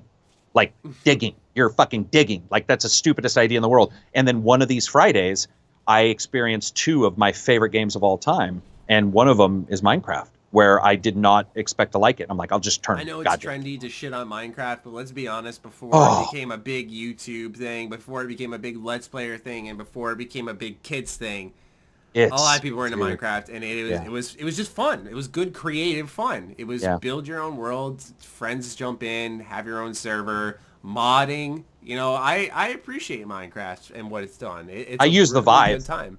The HTC Vive works now with Minecraft, and to be honest, that's pretty fucking cool. It works very well. So I mean, it's awesome in my opinion how much that game is advanced and how it's still a thing. It's huge. I was gonna say, I think that is amazing in its own right. That this game has been a popular thing for how long, and it still is. There hasn't been a Minecraft 2.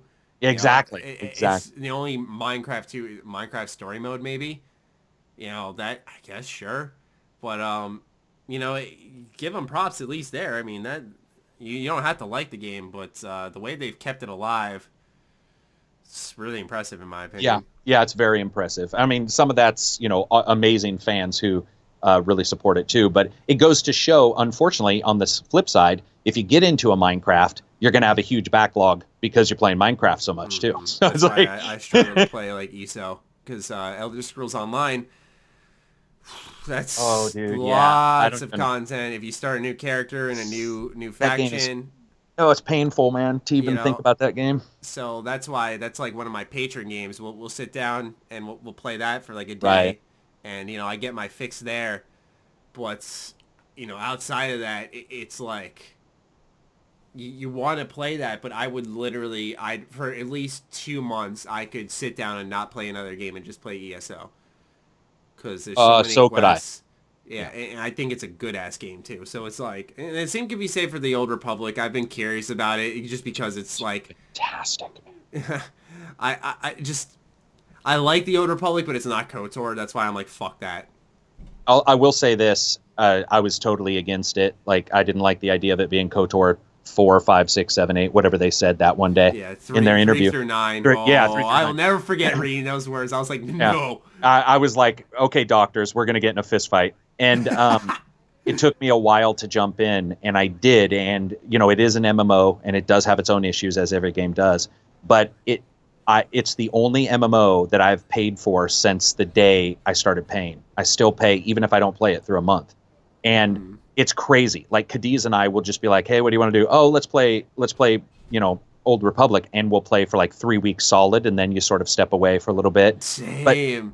But it is insanely good story. It is just, it really does. Well, not all of them are good, but most of the stories are good, and they're huge. I mean, and let's be honest. And Matt, You and I need to discuss this on a video, which we have not done yet, when we cover KOTOR. But KOTOR originally felt a bit MMO-ish as well. If you went out into the fucking grasslands of, what was it, Tatooine or whatever, and killed those fucking boar, it started to feel a little bit like, oh, I'm running to this area to kill this one dude who's out in the middle of nowhere. So, I mean, I get that people don't think it's KOTOR, but it's not necessarily like KOTOR didn't have its own feeling at times of being strangely padded with content, Yeah, I mean, that's the thing is, I think part of the issue is that comes with KOTOR nowadays is because of age. Back then, I don't think games were, not that they weren't analyzed as hard, but it's that the game aged so well despite being, I think, 16, or no, 2003 came out, I think. A long time ago, yeah. Yeah, like 14, 15 years, something like that. Yeah, it's super old at this point, and it still holds up remarkably well to the point where I have trouble pointing out flaws with it. And like you said, we will have a video. Yeah, we have to. We always forget, but because it will be like a fucking hour and a half video with I can see it now, gameplay examples, just breaking everything down about what is right about that series. Or just the first one. By the way, the date of release is going to blow your mind. 2011. Yeah, so not as old as we thought. It just feels like a long time ago for some. I was talking about Knights of the Old Republic. You're talking about the Old Republic. I'm sorry. Oh, yeah, gotcha. No, that's fine. That's fine. Yeah, but here's the thing though: is that the Old Republic always had my attention, because I was a big KOTOR fan. In the first game, I always said I wanted to get when I got a gaming PC was SWTOR. I wanted a gaming PC strictly for that game because I just wanted more of the Old Republic universe. And I remember trying it. I got a friend involved. I cranked about 40 hours out just like that. Just a week went by. It was literally it was during the summer too, so it was literally like a work week spent on fucking KOTOR or SWTOR. And after that, like you said, it was just I stopped. I was like, okay, I've had my fill. I'm gonna switch. I was paying for it too, and I said, all right, I've played enough, and I haven't really gone back since. Part of it's because I'm more invested in ESO, and I know if I download SWTOR, I cannot balance those two because I can't even play one MMO in the first place. Yeah, I agree there. If there's an MMO in your backlog, you're fucked. At times, do you ever miss that feeling though of I think we both love the position we're in of being able to review games and help people out with their purchasing decisions and just talk about games in general for a living.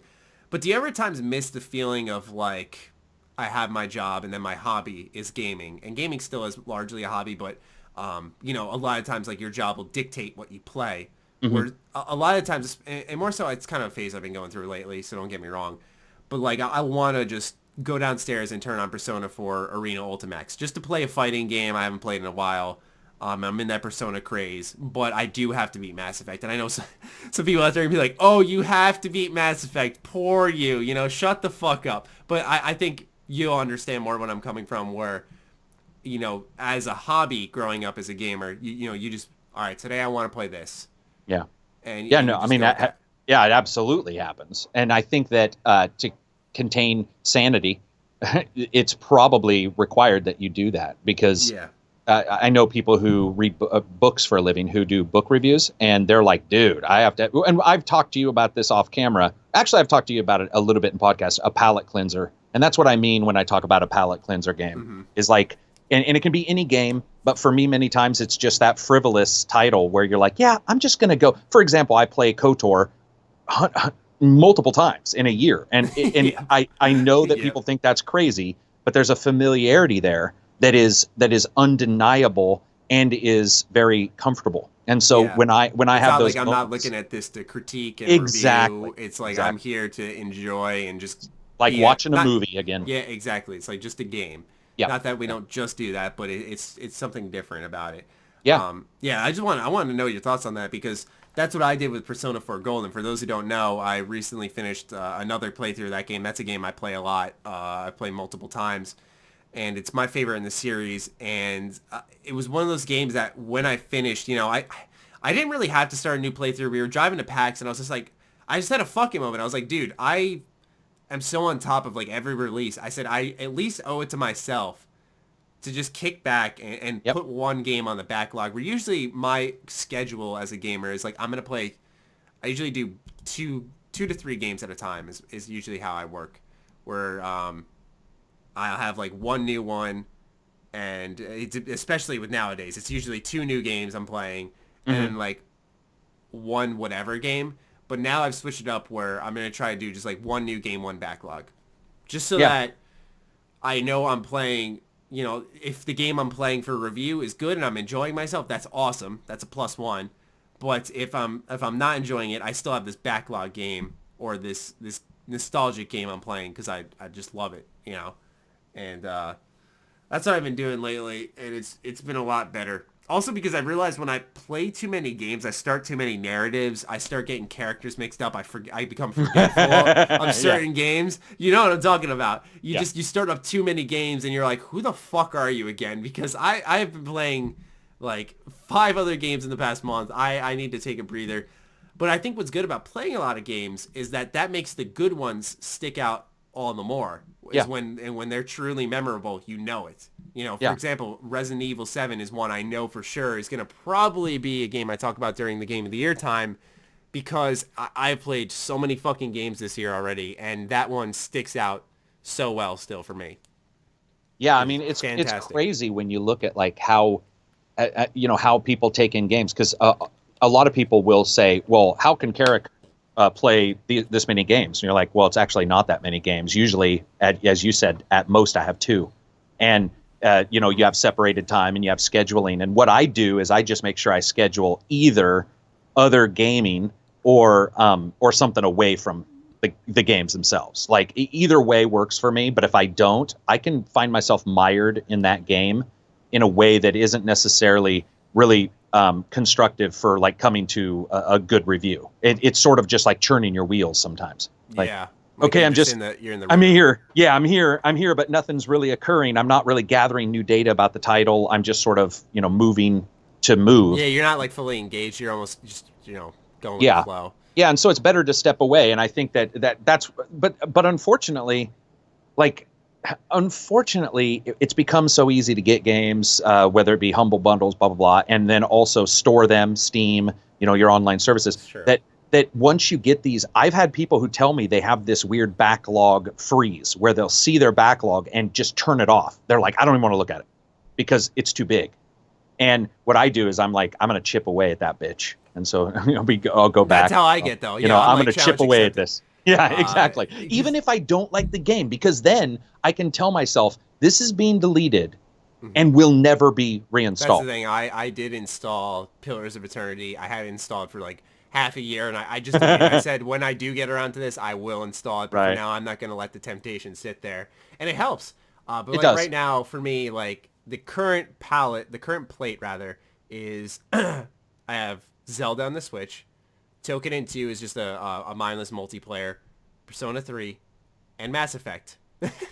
Yeah, that's more than me. Fortunately, Zelda is not like I don't view that as a story game. That's more of, for me, adventure. Yeah. I found Zelda's world personality more compelling than anything else in its story, which I think is a good thing. Token 2, mindless multiplayer.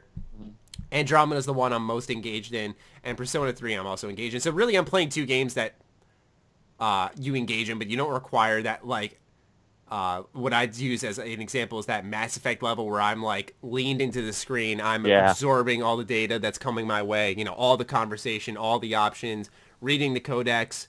Whereas in Zelda, it's like, okay, I'm just running around, a shrine. That's when you get more engaged to do the puzzle. But you get what I'm saying, that... that's like one of the few times I'm probably able to juggle 4 games because 2 of them don't require much thought. It's just about playing, which I've enjoyed. That's why I like Zelda a lot. But yeah, Zelda's a pick up and play title too, I think. Well, exactly. Yeah, it's on a system that's designed for that. For the pick up and play. Yeah, and so it feels, it just feels different than some of these others where, like you said. Well, and this happens to me. I'll come back to a game and like you said, it's like, who are you and what's this quest again?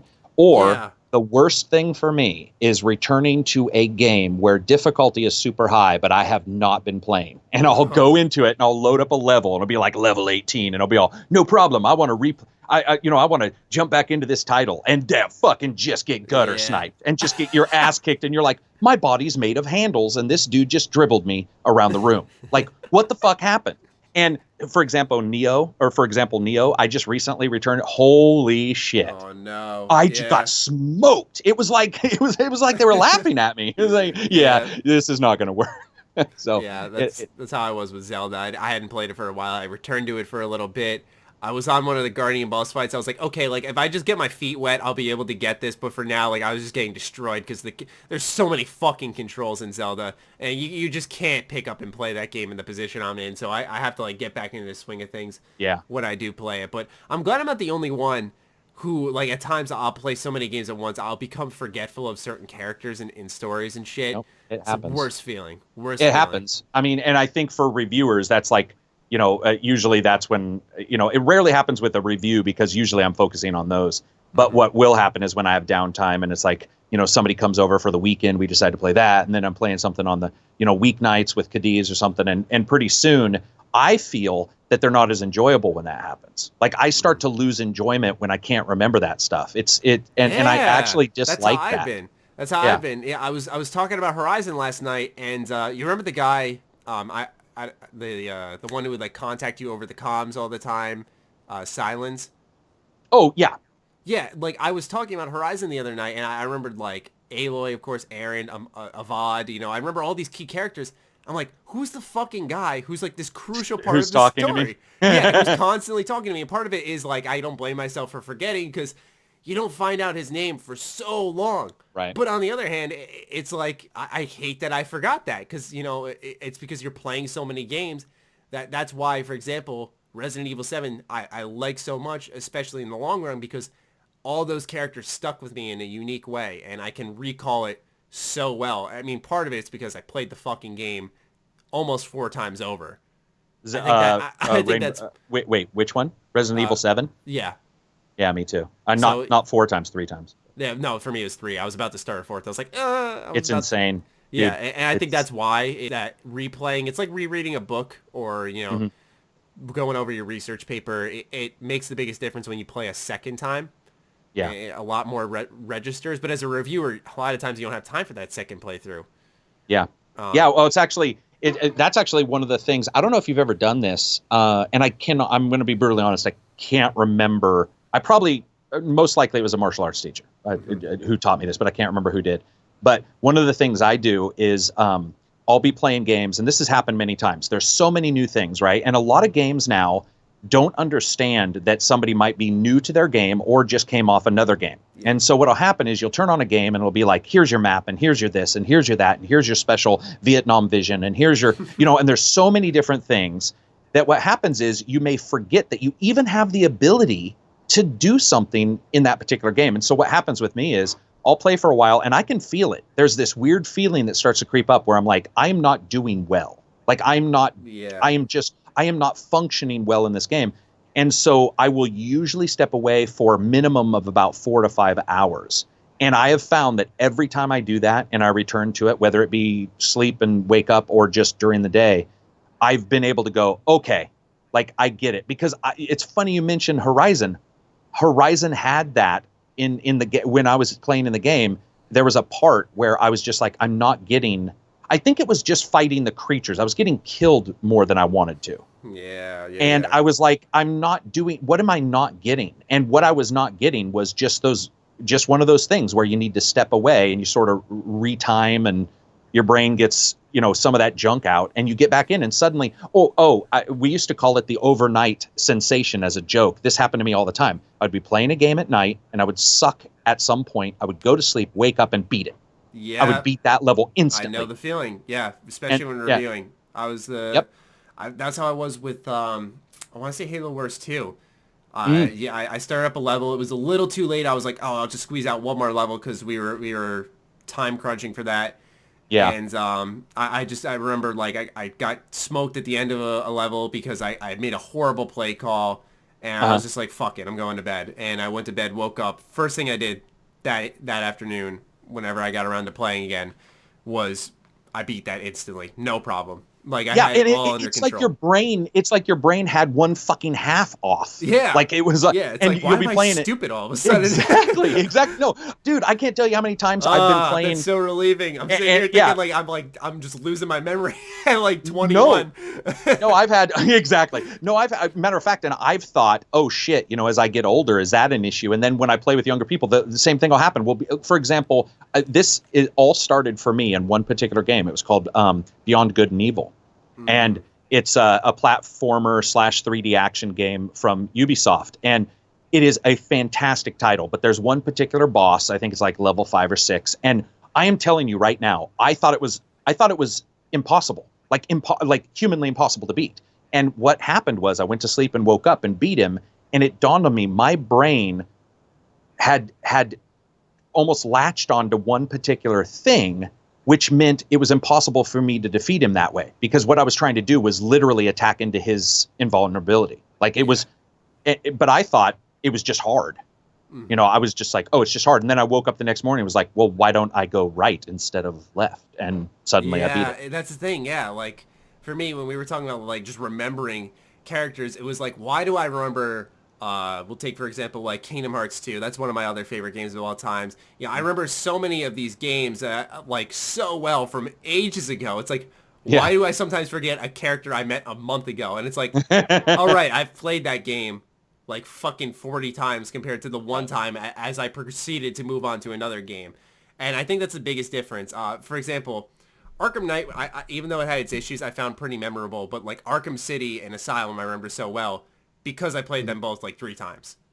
I see. Especially Arkham City, I did New Game Plus, and oh my god, I love that. And you game. played Origins and liked Origins too, right? Yeah, I liked Origins, but Origins That's was awesome. like a one-time playthrough, which is why, that one, that's always the one I forget, and I like Origins. That's the thing. It's just a matter of how much time you invest in it. I sometimes wonder if one playthrough can be enough to fully fortify an opinion at times, because I think it's more reflective of a normal gamer, because most gamers do not. They said more than 90% of gamers don't even complete the first playthrough. So I think that kills me. Yeah. So I think that you're safe in that manner. But for example, one of the things that really helps me is I test on all the difficulties, and I have found that really helps, because I can go from like super hard and be all damn son. But if I start out at super hard, going down seems to be much more, I guess, advantageous to me, because my skills and requirements on the hardest level go down as I go down in difficulty. And so what I've found is sometimes as I step it down, it's becoming more enjoyable, like because my skills are at a higher level. And but if I go the other way and start out at easy and then go to medium and hard, holy shit. Like it usually kicks my ass, because the game, will throw stuff at you. So Silver does this on my channel. When he starts a game, hardest difficulty first, and then he pares down from there. And I've found my gameplay personally and my enjoyment of titles has dramatically increased by doing the same thing. Yeah. By and I memorize things easier that way, and I don't know why. But yeah, it's weird, dude. I think that one playthrough is fine. But I think that on some games, one playthrough is impossible if it's an MMO. So it's like, how do you decide that? Do you just go to level 60 and say level cap is the... Yeah, that's always been the strange thing with reviewing titles is for some of these games, it's like you beat it, and then there's this whole other part of the game that unlocks after you beat it. Yeah. I think a good example is Ratchet and Clank. I beat it for my review. I was good to go, but then I realized it's fucking Ratchet and Clank. How's the New Game Plus play when you start buffing up all these weapons? Does it become a way easier game, or is it once again more satisfying? What happens when I hit level 10 with these weapons? How dramatic is the transformation? Right. That type of stuff. And so it's like, oh god, I got to test that out too, don't I? And so it becomes but then, for example, a multiplayer game. I'll use Mass Effect Andromeda as an example. It's very similar multiplayer to Mass Effect 3. I've played a lot of Mass Effect 3 multiplayer, and I put a couple of hours into Andromeda. I could safely say I have a fortified opinion on that, even though I don't have in all honesty, a crazy amount of time into it, it's roughly the same as its predecessor, and I love the predecessor. And then, Right. The other one, you put enough time into it, you're like, this is the same. So it's like, it really depends on the situation with some games, on how much time you put in, where I think as long as you have enough to fortify an opinion, I sometimes don't think that the amount of hours can qualify, how steady your opinion is on certain things. For example, like you were talking about an MMO, like if you're you hit like level 20, you're like, yeah, this sucks, and you make a review off of that. I think that's invaluable compared to if, like you said, yeah, with an MMO, it technically doesn't end. It's like, do you hit level cap? You beat the quote story for your faction. Do you start the other faction story, or do you say, okay, I've played this story, I've gotten a quality sample of the whole product? Right. Yeah, it's complicated. You gotta take it on a case by case basis, especially if you're reviewing SPOTOR. Oh my, and you think you're gonna do every faction storyline? Yeah, I mean, for a review, that'd be impossible. It's like at that point you need to start, saying that story matters, but that the gameplay and mechanics are what you're going to review, which you could review all of them. But, you wouldn't have to get to level 60 to talk about the mechanics. Yeah. I think each game is different. One of the reasons why you don't see me reviewing a lot of MMOs, I'll review some, but is because... You did Star Trek Online. I remember that. Yeah, it is because... And you know why? Because I played it to level 60 like 800 times already on the PC. So, and that's how I felt about like RuneScape. Like people are like, yo, do you want to get back into it? I'm like, dude, I've played this since I was a little kid and it has not changed a bit. Go ahead and play. Yeah. Plus it's free. Yeah. But it's I mean, I think with each game it is different. We talk about it with football games. Do you have to win the Super Bowl to say that you're ready for the review? One thing that is always funny to me is that how often I get people who are like, well, this game offers 100 hours of content, therefore it's worth a purchase. Or this only offers 18 hours of fun content, and therefore it's not worth a purchase. And in my Andromeda review, I actually state something along those lines where I say, it can offer 60 hours, but I could flick my nuts for 60 hours, and it doesn't mean I want to, right? It doesn't mean I want to. I mean, I could crotch myself for 60 hours, but that's not fun. And that's one of the things that comes up with video games is the time span. Like, is a game only worth 60 if it offers 20 hours of this particular type of fun? Or is it only worth 60 if it offers 100 hours of this kind of fun? And that's where you have such a divergence. And then you have difficulty and you have skill. Because I'll have people who tell me, you said you got through it in 18 hours. It took me 40. You didn't complete it. And I'm like, dude, I got 100% on it. I'm just at this game better than you, where you might be better than me at another game. Maybe I encountered a bug, and so my playtime is longer than yours. And it's all over the place, dude. I think that's why you do it in reviews and I do it in reviews, and great reviewers do it, where what they do is they try to explain not necessarily just how they got to the score, because that's very important, but also all the little things in between. And they just try to give you a good reflection of what's going to occur. And then you can decide within that review. I try my best to put it in their hands. I'll say here's what I suggest. But I also, a lot of times when I'm reviewing a game, I'll always, when the case comes up, I'll specify if you have to be a certain type of gamer. For example, probably in my Mass Effect review, I'll be like, it depends what type of gamer you are. For me, I value the BioWare from Origins, KOTOR, and you'd probably say Jade Empire for yourself. But some people, respectively, like the BioWare that does the Inquisitions and the Andromedas. Exactly. And it depends what type of gamer you are. Do you mind doing the monoliths and doing a quick puzzle, which stagnates the entire pace of the game in exchange for some pretty quality exploration? Wait. You mean Celestial Sudoku wasn't fun for you? Yeah. Dude, the first time I fucking did one of those, geography puzzles, or not geography, but like geometry puzzles, whatever, the little symbols. Yeah. I was like, this is fucking Sudoku or something. I just shook my head, too. I was just like, oh, my God. Because on every planet, they're like, oh, this is a golden world. That means there's a vault. I'm like, you guys took a great fucking idea with some interesting lore, and you converted it into the most redundant game mechanic imaginable. Oh, dude, I said in my review, basically what you do is you take your team around and turn on the world's largest air conditioners on every planet. That's all. Yep. The terraformers that's what you do. Come out. The sky is clear. And you ignore that humans are there. You're like, or that other people are there. You're like, I'm sorry, humans want to live here, so I'm going to turn this fucking thing on that could kill everybody here. But I want to you put turn some up the heat on. a little bit on that ice planet. Who knows what happens to Exactly, the dude. aquatic Who knows life? what happened? Exactly. I mean, that's what I love about and this dissonance can occur in any game. So if people think we're just dissing on Andromeda, by no means. No, Like this is, it's and in kind of fact, a thing that when you think a little too logical, you break the video game in it, and you think about it a little too much. And that's why you and I don't usually go too far. Like, I'll joke about it, but I won't like hold that against the game, unless the story is just overall bad or you have big logical, problems. So, but yeah, it is funny, dude. Like when I was playing, I liked a lot of parts of Andromeda for the sheer just like laugh out loudness of it, where I was like, what the fuck are we doing? Also, have you landed on the new aliens planet? The Angar? Yeah. Yes. Okay. Well, and you wouldn't even have to have done that. I don't know why I asked it. But did you notice some similarities between KOTOR's lawyer, the lawyer quest on Manan and the quest for the murderer on the Citadel? Where I was a little bit bothered by that, to be brutally honest. You know something? I was a little bit bothered. Yeah, you know something.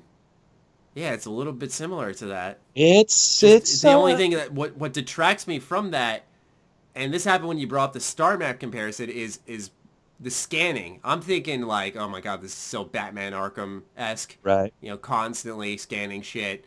No Man's Sky. But now that you mention it, yeah, that's oddly similar. Yeah, it is. Other similarity that we were talking about was that the vaults were a lot like the star maps. Yeah. Except the difference is that the star maps in KOTOR 1 were designed as a push the narrative forward at the end of the level. You finally discover it. It's almost a reward. And, it progresses the companion conversations you can have and so on. Whereas in Andromeda, it unlocks more exploration, more quests. So it's not like it's over at that point. And God, they're so samey too. A couple of different platforms, maybe some terminals to fire on, but... Yeah, if you compare, and I'd like to hear what you think of this when you decide to do your review, but one of the things I compared... Monday, okay. Tuesday.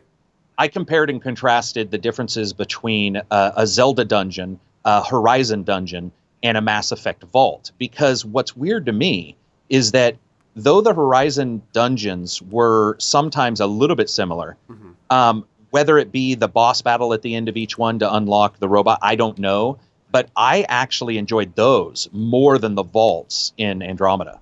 There was something about doing the stuff in Horizon that I liked more, which surprised me because I'm a big fucking BioWare fan. So I was completely expecting it to be the other way around. Have you noticed? I think what happens is, I think it depends on the outer layer too. Is that, for example, I found and still find Horizon Zero Dawn much more interesting to explore than anything I've seen on Mass Effect. That's not dissing Mass Effect though, because I've had a lot of fun exploring in that game, to my surprise. I was expecting almost an Inquisition level of exploration enjoyment where it's like, okay, I don't really give a fuck.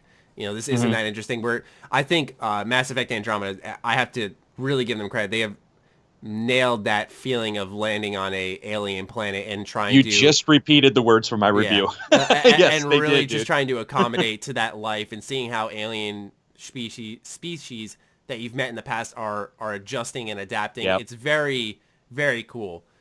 With that said, though, getting back to the outer layer, the reason I mentioned that is because I am more... I don't want to say look past, but I am more willing to enjoy the vaults, the dungeons, or the cauldrons they're called in Horizon. I'm willing to enjoy them more, not only because they're a side thing in comparison to Andromeda, where they're a part of the narrative and the overall mission, but it's that in Horizon, it feeds into a gameplay loop of being able to take over bigger and bigger and bigger machines. Animals.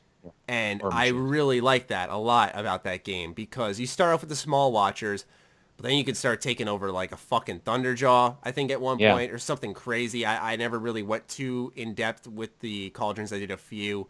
But, I mean, it's spectacular, I think. Especially because, once again, not to get on a Horizon tangent, but it's very foreign feeling. Where when I entered the cauldron, it was not like any other Right. vault or dungeon I had explored. You know, you're seeing wires all over the place, and it's like this isn't just your typical rocky cave or your sci-fi futuresque kind of cave like you see in the vault in Mass Effect. This is something really different. Like, this was futuristic, but like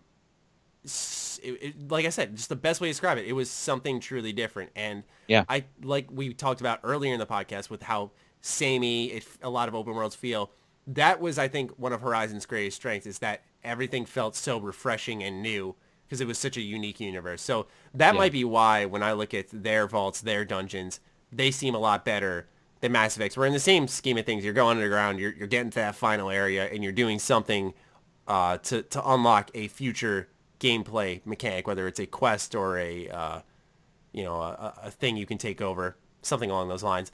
The way I describe the vaults in Mass Effect, though, is it's an underground Assassin's Creed tower. Instead of going up top on something, you're going underground to unlock something. Yeah. I mean, and I guess that points to, how much and how many of these open world games feed off each other. And as we started this entire thing, and I was talking about how, your past focus is basically your future destination. Like, it's what you're going to look at in the future. And what happens is these developers see these other games, and subconsciously or consciously, those discussions at times start to wrap around those games and start to like interject those ideas. And that's why actually I know a couple developers, including Ken Levine is one of them, who's like, I just shelter myself when I'm working on my own stuff. So I don't get, yeah, exactly. I mean, it makes sense, right? Like, we're looking at a situation where it's like, we're going to do open world. Hey, let's take our core ideas and let's not look at what everybody else is doing so much, and let's see if we can make so that people talk about us, as the new open world. And I think Horizon has some similarities for sure with some of those other open worlds, but you climb the tall deck. Yeah, but Andromeda feels more like it, which is weird. Yeah, it's just so weird. What they do is, instead of saying, hey, look at that mechanic, how can we change it in our own way to put a mask over it? Like, for example, the first forward station you discover, you go, okay, Sam, what do we have here? It'll be like, okay, here is a monolith. This is a golden world. Here is a Ket base. Here is a outpost for this alien species. Here's this. And it's like, you're not necessarily doing the typical climb the tall object and find all the locations. So it does it in its own way. But it, like I said, it's like putting a mask over something. It's like, having a really messy bed and just pulling the covers over real quick in a way. It's something along those lines, which it's like you can see through the disguise. You know what they're hiding, and that's what makes it feel dirty. Whereas in Horizon, I mentioned this, and it's still a gameplay technique, I'd rather call it, that I compliment very much, is that no mechanic in that game overstays its welcome, where you climb a tall neck, but you only do that 5 times, I counted, and you found all of them. It's not like in Assassin's Creed where every fucking 4 feet there is a new thing to climb, like in Assassin's Creed Black Flag. It was overkill. But it's not even just in comparison to Assassin's Creed. It's just in general. It's like, I don't mind this mechanic. It can bother me a lot, but when you temper it, it's not bad.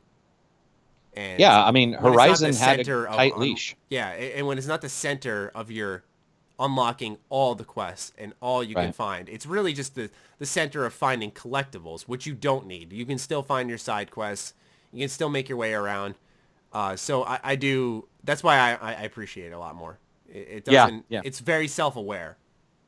Yeah, I mean, their control and their overall ability to sort of leash in some of that stuff has done wonders for that game, because the game's not perfect in any way, shape, or form. But I just like the fact that it, like you said, that's actually a really good example, and something I haven't said, but I agree, which is, it doesn't necessarily, each little bit doesn't overstay its welcome. And even though it's so funny, because you were talking about the long necks. I think I climbed 1 and I beat the game. I think 1. Exactly. See, it's not, you don't it's not need necessary. To. Exactly. Right. That's what I love about it. It's just that the game I had to praise its forethought, because it seems like no matter, okay, for example, when you first discover the city of Meridian, It's like they had the forethought of like, okay, they're going to be discovering the city. Let's say they go off the beaten track. How can we, no matter what angle you come from, how can we make it a spectacle to look at and go, holy shit. So, because as I'm exploring the world, the first time I appear, I think I was cutting through the jungles. I took a complete shortcut. I come out of the woods. I look up and I see this huge city. I'm like, oh my God. But then I'm exploring the world for a side quest, and I'm coming back from another angle. Oh my God! Again, it's like, wow. What if I came from here the first time? It's still insane. It's like that type of forethought. It's just not coincidental. They built the world in a specific way where each time you see this large structure, it's presenting yourself in this like glorious way where it's like towering over you, and you can't help but just stop and appreciate it. Same thing with the Spire. It's like, Jesus. It's funny you mentioned that because I think one of the reasons why I like one particular game's location so much is they do the same thing, and that's Grand Soren in Dragon's Dogma. It's a castle that you go to at Dragon's Dogma, and most of the game is based around this castle, and it is presented in such a way that the only way you can see it from far off, but to get up close to it, it's sort of in a corner, and you're sort of coming closer and closer to it, and regardless of how you get to it, it's this massive thing that, like, let's say at nighttime, it's this massive thing that's going to offer you safety at night because night's so dangerous. So that's true. Well, I have to get going. All right. I have to shorten this up. No my God, it's 2 hours. Yeah, right. I know. I was like, damn, we are fucking rolling this episode. We are. People are going to be like, what the fuck? I need Dramamine.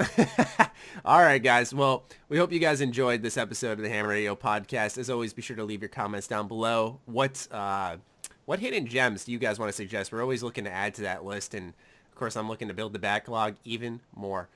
Karak, once again, thank you for your time. This was an awesome discussion. Thank you. That was a blast. Yeah, for sure. That's why we need to fucking do we need to set some fucking time aside. It's just we're so busy. Week should be the week. Yeah, definitely. I mean, it's time to like sit down and do some KOTOR love. Yeah. Kick Lone off for a week. Just get that handled. Exactly.